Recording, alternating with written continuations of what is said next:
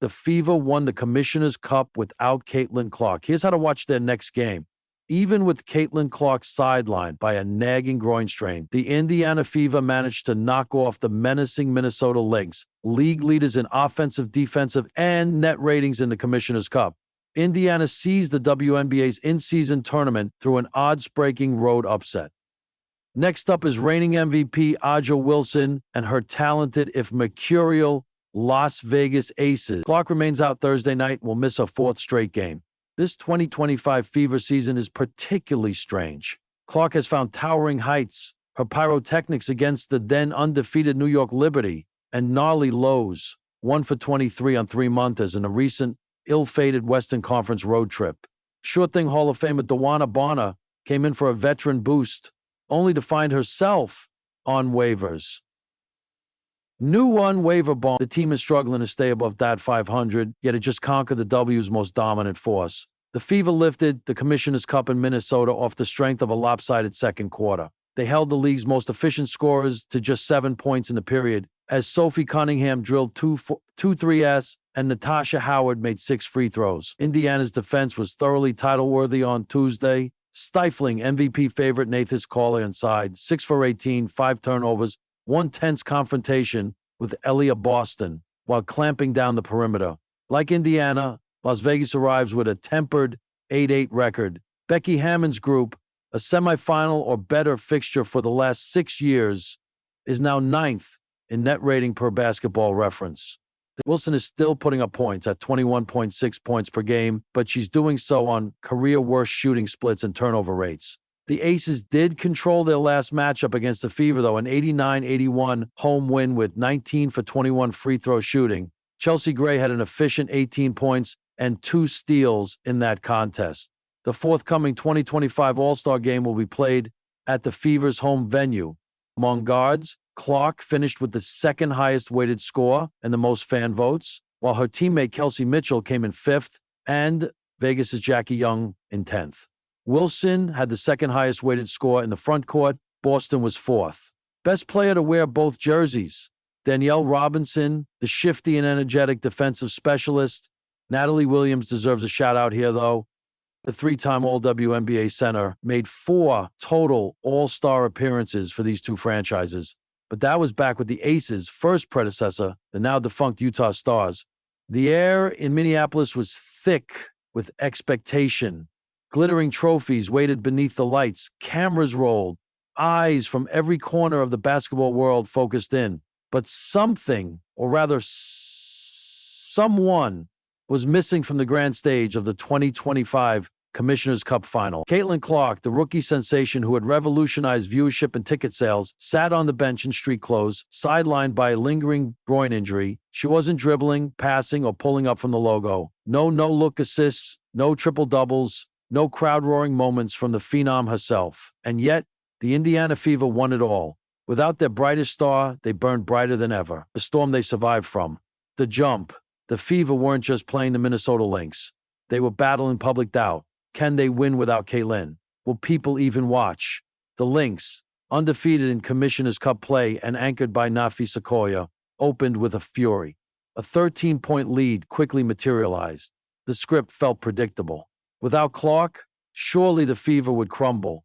But then, something electric happened. Led by Natasha Howard, a seasoned warrior with championship scars and a never-say-die mindset, Indiana ripped off an 18-0 run to close the second quarter. Suddenly, the Lynx were gasping. The crowd went quiet. And the Fever? They looked like champions. The stars who rose Howard, who poured in 16 points and 12 rebounds, took home the game's MVP honors, cementing her leadership in Clark's absence. She wasn't flashy. She was fearless. She played like a woman who'd been overlooked before and had no plans to be again.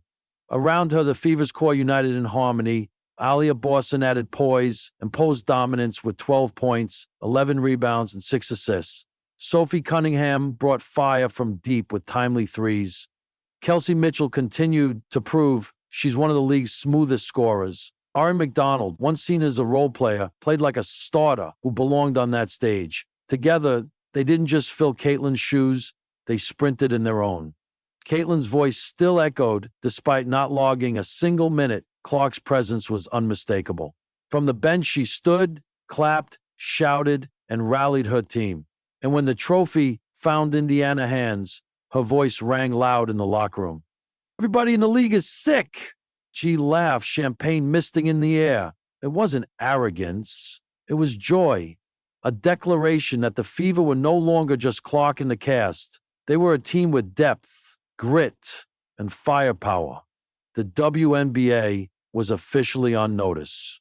More than glory, with the win came more than a trophy. The Fever split a $500,000 Gypsies prize, roughly $30,000 Gypsies prize per player, plus an additional $120,000, 0 cents in cryptocurrency, thanks to Coinbase's sponsorship.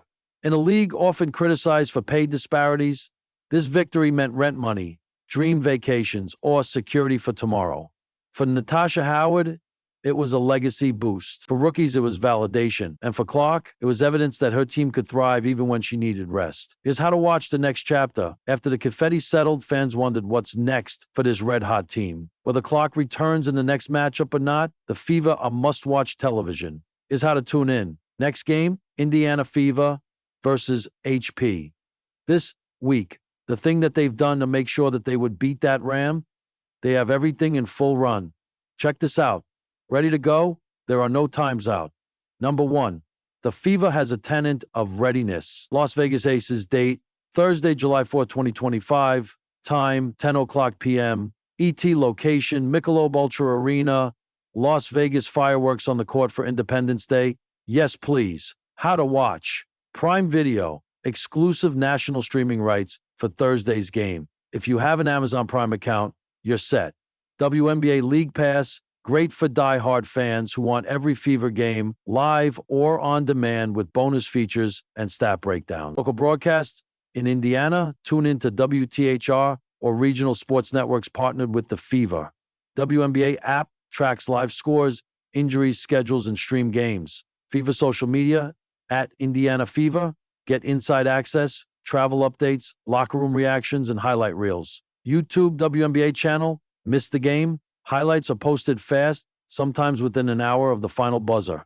Will Caitlin be back? As of now, Caitlin Clark remains day-to-day with a groin injury. She's traveling with the team, practicing lightly, and cheering her heart out. But the Fever are playing it smart. Coach Stephanie White has been clear. Clark will return when she's fully healthy, not a moment sooner. And that's okay. The Fever have proven they don't need a superhero every night. They've built a system that thrives on togetherness. And today, she is here. Together, Anna, Bacine, Ama.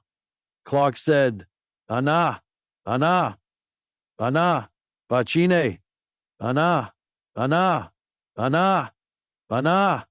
Yeah, it's okay. The Fever have proven they don't need the superhero every night. They've built a system that thrived on togetherness. Clark's eventual return will only elevate that. Beyond one game, the win over Minnesota was more than a milestone. It was a mindset shift. It proved the Indiana Fever are not just a one-woman show. They're a movement, a growing force, a locker room of dreamers who've decided the future isn't waiting, it's now. So as the team flies west for their next challenge in Las Vegas, the question is no longer, can they win without Caitlin Clark? Now it's, what can they do when she returns? The answer? Tune in. You won't want to miss what happens next. The Fever burns through the Commissioner's Cup, and whether or not Caitlin Clark suits up Thursday, one thing's clear. This team is on fire.